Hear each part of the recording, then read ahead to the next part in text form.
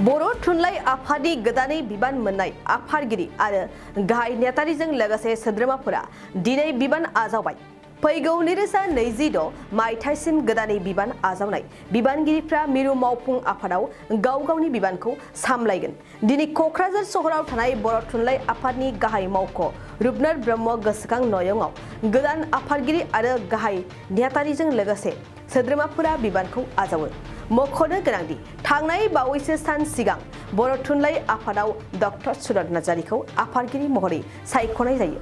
दिनै बर' थुनलाइ आफादनि बारग' आफादगिरि तरेन बर'नि आखाइजों बिबानखौ गथायनाय जायो आरो मान बावनाय हाबाफारिबो लानाय जायो। बे हाबाफारियावनो दुलाराय बर' फरायसा आफादनि आफादगिरि दिपेन बर' आरो बर' थुनलाइ आफादनि दैदेनगिरि सोद्रोमाफोराबो बाहागो लादों।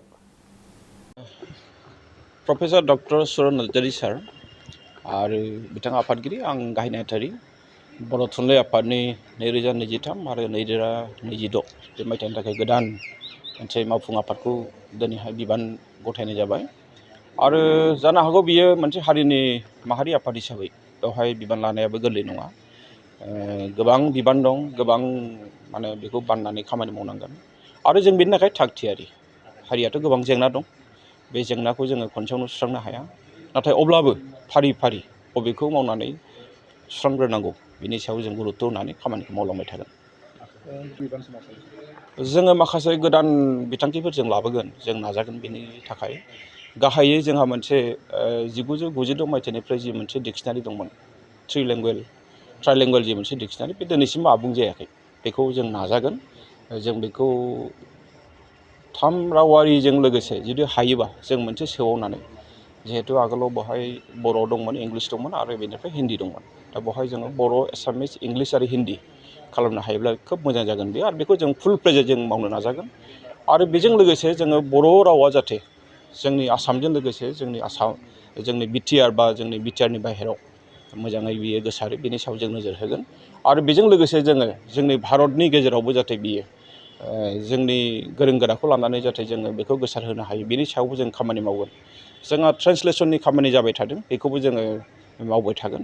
जोङो थुनलाइ सोरजिनाय, जोंनि रावखौ जौगाहोनायाव जों खुनु बयदो जों फावसायनाय नङा। जोङो गोदान गोदान बिथांखि लानानै जों खामानिखौ मावलांबाय थागोन। सोलोंथाइनि सायाव जोङो दिनै गासिबो सावरायजोबनो हायाखै, नाथाय जोंनि थाखाय बारा थुलुंगाखांथाव नङा। बिसेसके जोंहा बर' बिजोंनि फरायसाफोरनि जि बिबां, बे जोबोद खमायलांबाय थादों अनजिमाया। बे जोंनि थाखाय खोब थुलुंगाखांथाव नङा होननानै आं दिनै बुंगोन। बिनि सायावबो जोङो सावरायगोन। जोङो केबिनेट लानानै जों सावरायगोन आरो बिनिफ्राय जोङो एक्जिकिउटिभ लानानै जों सावरायगोन।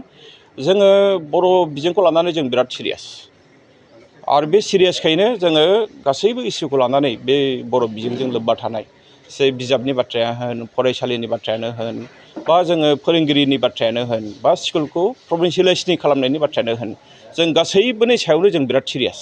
जों बे बिथिङाव हानायमानि जों खामानि मावगोन, जोङो कमप्रमाइस खालामा हानायमानिखौ। जोङो रायजो राजाफोरनि सायावनो जोंहा बर' थुनलाइ आफादनि सायाव बिथांमोना बिराद गिदिर फोथायनाय लाखियो, आरो बे हिसाबै जोङो रायजो राजानि सायावनो जोंहा फोथायनायाबो दङ। रायजो राजाफोरनि सायाव सोनारनानैनो बर' थुनलाइ आफादा खामानि मावो। बेखायनो बिथांमोना जोंनि सायाव फोथायनायखौ लाखियो। बिथांमोना गोसोखौ सिमफाय नाङा जे आसाम सरकारा माबा मोनसे बिसेसके इंराजिखौ जाबसिना होदों क्लास 6आव, बिथांमोना बेनि सायाव नार्भास जानो नाङा। जों बर' थुनलाइ आफाद दङ, बर' फरायसा आफाद दङ, जों जा हायो खामानिखौ मावगोन। जोङो जाथिनि थाखाय जोंनि माखासे माहारि आफाद, बर' थुनलाइ आफादानो होन, बर' फरायसा आफादानो होन, आं दहायनो बुंखादों जे खुनु दिन जों कमप्रमाइस खालामा। जाय खामानिफ्रा जोंनि राव, थुनलाइ, जोंनि हारिमु, जोंनि थामोनथाखौ खहा खालामगोन बायदि, बेबायदियाव जों कमप्रमाइस खालामा। बे बाथ्राखौ बयबो मिथिगौ आरो मिथिनाया गोनां। जेनोखि NEP-नि जि पलिसि, बेनि एखेबारे उल्था। NEP-आव बुंदों जे बिमा रावजोंनो सोलोंथाइखौ लानो हायो, नाथाय जोंनि आसाम सरकारा बेनि उल्था खामानि मावदों, जे क्लास 6निफ्राय सानखान्थि आरो जे बिगियान, बेवहाय बिथांमोना इंलिसखौ जाबसिनना होदों। बेयो गनायथावना नङा। बेनि थाखाय जोङो हाबाफारि लागोन। जोङो सरकारखौ जों खावलायगोन, आरो सरकारखौ खावलायनायाव जुदि बिथांमोना मानियाबा जों गणतान्त्रिक भाबै जोंनि खुद्रिनायखौ जों दिन्थिगोन। जोंबो जोंनि खामानिखौ जुरिनोसै। जोङो सरकारनि हेंथा जों थाङा, नाथाय सरकारनि जि पलिसि, बे पलिसियादि गोरोन्थि, बेखौ जों दिन्थिना होगोन। नाथाय बे बिबानखौ हारसिङै मावनायनि खोथा गैया।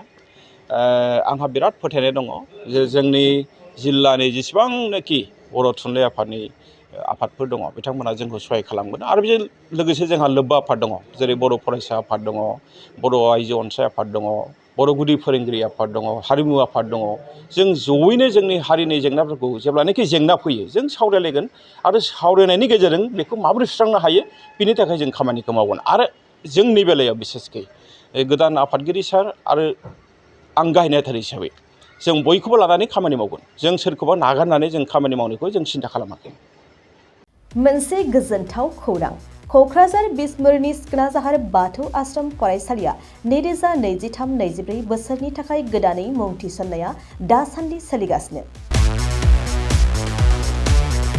सिखोनाजाहार बाथौ आश्रम फरायसालियाव दायो KG 1 निफ्राय क्लास 9 थाखोनि गोदानै मुं थिसननायनि आरज बिलाइखौ हरगासिनो।